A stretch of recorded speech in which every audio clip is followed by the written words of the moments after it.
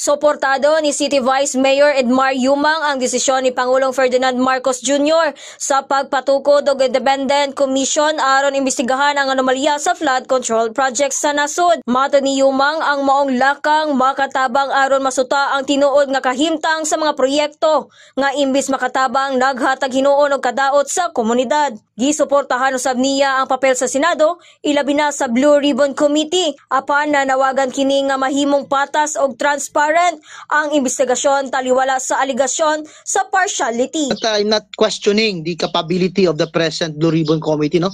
Panfilo Lacson, no? Kasi siya talaga nagpaputok nito sa Senado na nakita nating lahat itong flood control project na ito ay dapat sana makatulong sa taong bayan. Ngunit ito yung nagbibigay ng pinsala at minsan ay kamatayan ng bawat Pilipino. Giawhag sab niya ang katawhan nga magmatngon og gamiton ang ilang katungod sa pagsulti og pagtigom aron ipadayag ang ilang baruganan batok sa anomalya. Og mo kanang report gikan dinhi sa Patrol kini si Bombo Irish Lusrata para sa the #1 and most trusted radio network in the country, Bombo Radio Philippines. Basta Radio, Bombo.